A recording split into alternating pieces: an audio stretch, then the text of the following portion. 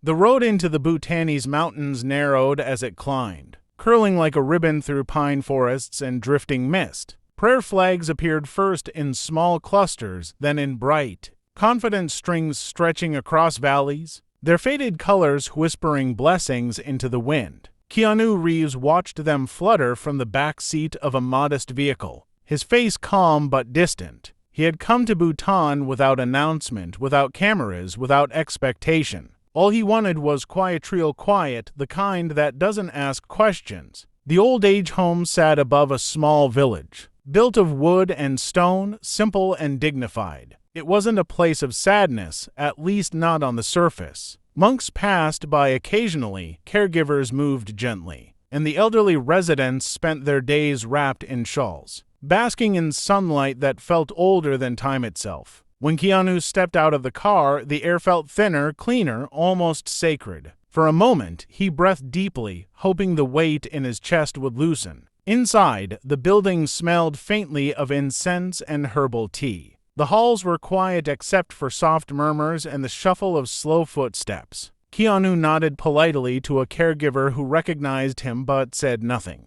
honoring the silence he clearly needed. He walked slowly, hands in his pockets, absorbing the stillness. Fame followed him everywhere, even here, but it felt dulled, muted by the mountains. The residents noticed him immediately. Some smiled, others simply stared, unsure whether the man walking among them was real or imagined. Keanu offered small nods, gentle half-smiles, but kept moving. He didn't come to be admired. He came to disappear, even if just for a day. Then he noticed the old man. He sat near a window, sunlight cutting across his weathered face like a blade of truth. His posture was straight despite his age, his eyes sharp, alert, unsettlingly aware. Unlike the others, he didn't smile or look away. He watched Keanu with a steady gaze that felt less like curiosity and more like judgment. It made Keanu uncomfortable in a way he couldn't immediately explain, as weight questioning why a man with everything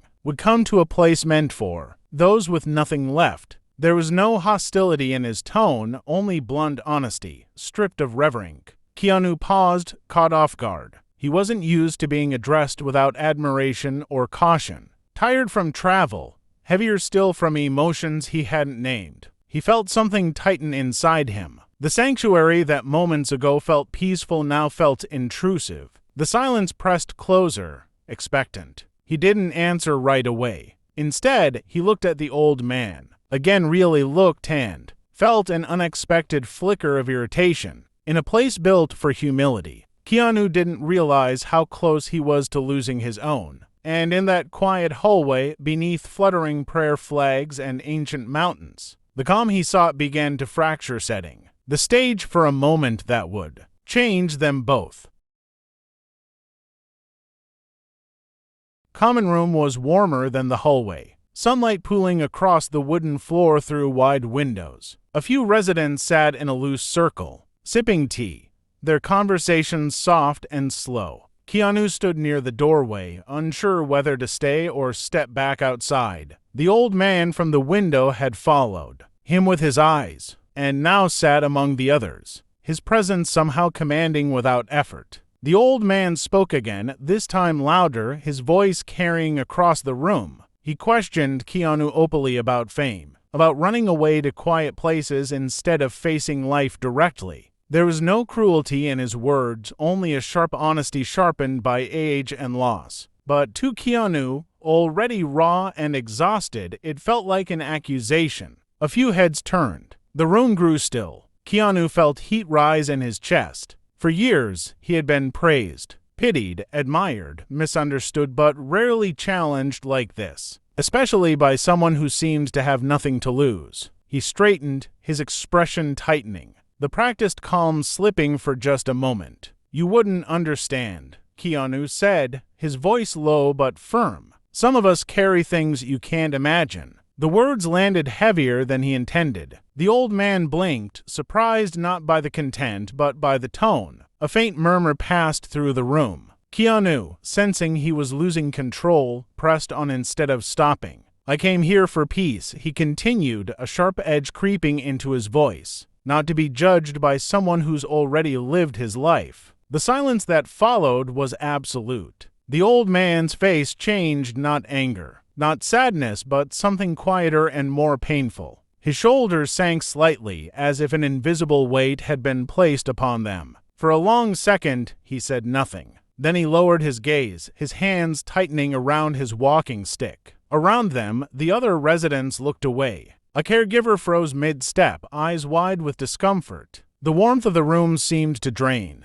Keanu realized too late what he had done. His words echoed in his ears, harsher now than when he had spoken them. He had reduced a lifetime to a dismissal, turned age into irrelevance. But pride held him still, locking his apology behind clenched teeth. The old man finally spoke, his voice barely above a whisper. "Peace," he said, "is not found by silencing others." He rose slowly, every movement deliberate, dignified despite the sting of humiliation. Without another glance at Keanu, he walked toward the far corner of the room and sat alone, facing the wall. The message was clear, the conversation was over, and something fragile had been lost. Keanu remained standing, surrounded by people yet utterly alone. The mountains outside remained unchanged. Prayer flags still dancing in the wind, but inside the old age home, the calm had shattered. And for the first time since arriving in Bhutan, Keanu felt the weight of his own disrespect, pressing heavier than any grief he had ever. The afternoon light faded slowly, stretching long shadows across the courtyard outside the old age home. Keanu sat on a low stone step, elbows resting on his knees, staring at nothing in particular. The air had cooled, carrying the faint scent of pine and incense,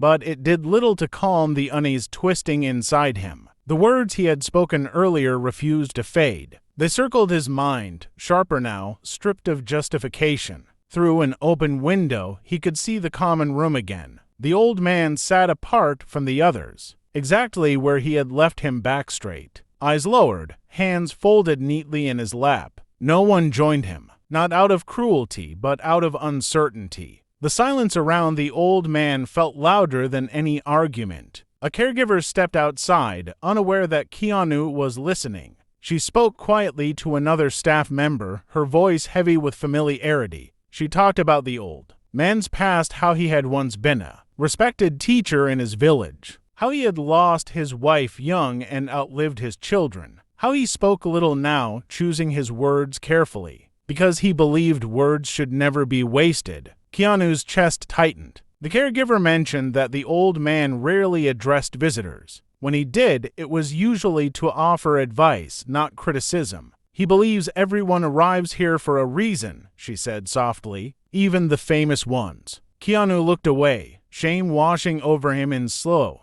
deliberate waves. He had mistaken wisdom for judgment, honesty for attack. Worse, he had used his pain as a shield, striking someone who had no intention of hurting him. The realization cut deep because it stripped him of his excuses. He stood and walked slowly along the building, his footsteps measured, as if moving too fast might break something further. The prayer flags overhead snapped gently in the wind, each one carrying a silent wish. Keanu wondered how many wishes he had ignored in his life, how often he had been too consumed by his own grief to see the quiet suffering of others. He stopped beneath the window where the old man sat. For a moment had passed that stirring it again would only make things worse. But regret was louder, yet all he had done was disturb it. The irony wasn't lost on him. As the sun dipped behind the mountains, the sky deepened into hues of gold and blue. Inside, the old man shifted slightly, lifting his gaze just enough to meet Keanu's reflection in the glass. There was no accusation in his eyes, only a quiet sadness that felt far, heavier than anger. In that shared glance, Keanu understood something painful and necessary. Respect wasn't about intention, but impact, and no amount of personal suffering excused the harm caused by careless words. The regret settled fully then, not as self-pity, but as responsibility. Keanu turned away from the window, knowing the next step would define whether this place remained a reminder of his failure or became the beginning of something humbling and true.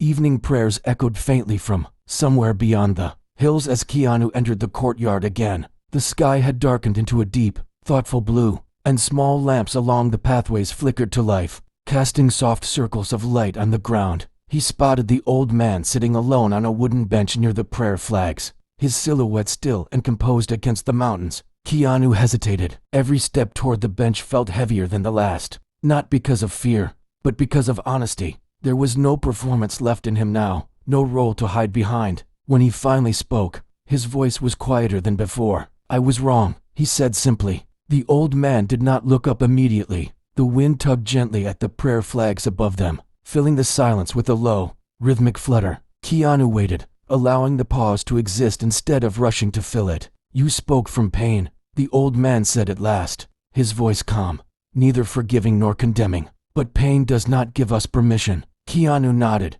sitting at the far end of the bench, leaving respectful distance between them. He apologized, not with explanations, not with justifications, but with sincerity. He admitted that he had come to Bhutan to escape, not to listen, that he had mistaken solitude for healing. The old man finally turned toward him. In the lamplight, his face revealed lines carved by time and endurance rather than bitterness. "When you grow old," he said, "people stop seeing you. They hear your age before they hear your words. Today, you did that to me." The truth of it struck Keanu harder than any insult could have. He felt his eyes burn, but he did not look away. "I don't want to be that person," he said quietly. "No one arrives as the person they hope to be," the old man replied. "They arrive as who they are." They spoke for a long while after that. The old man shared stories of teaching children beneath trees, of laughter echoing through villages that no longer existed, of love lost and lessons learned too late. He spoke of dignity not as something demanded, but as something practiced, even when others failed to offer it. Keanu listened, truly listened, for the first time since arriving. He asked no questions meant to impress, offered no wisdom of his own. He let the old man's words fill the space he had tried so hard to empty. When the conversation finally slowed, the old man smiled faintly. "You came looking for peace," he said. "Peace comes when you stop defending yourself." Keanu bowed his head in gratitude, the gesture small but meaningful. In that moment, the mountains felt closer, the air lighter, not because his mistakes had vanished, but because he had faced them. Two strangers sat beneath fluttering flags, connected not by fame or age, but by humility, and in that shared stillness, something inside Keanu quietly began to heal.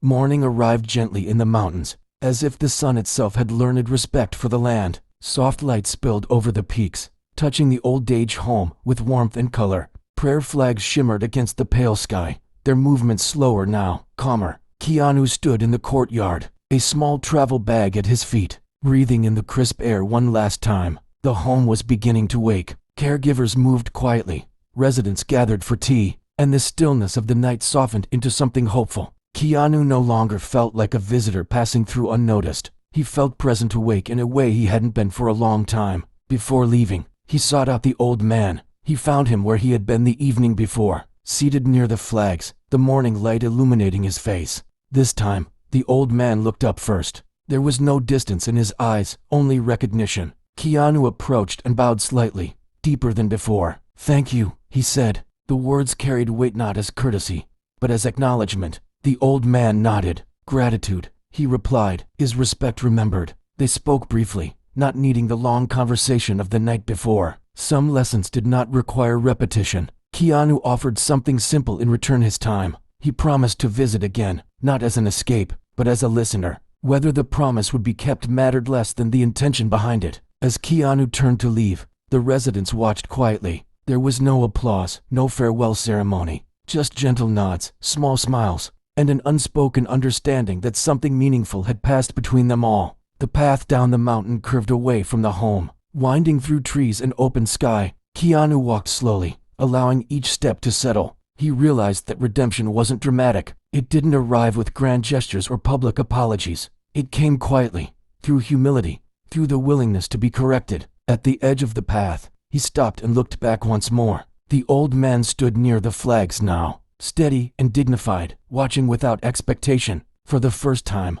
Keanu didn't feel judged or admired, only seen. The wind lifted the prayer flags higher, carrying whispered blessings into the vastness of the Himalayas. Keanu closed his eyes briefly, letting the moment imprint itself on him. He left the old age home changed, not absolved, not perfected, but aware. He carried with him the understanding that respect is not owed by status, nor earned by suffering. It is given freely in how one listens, speaks, and sees another human being. As the mountain swallowed the path behind him, Keanu walked forward with lighter steps, knowing that true peace was no longer something he was searching for. It was something he had learned to practice.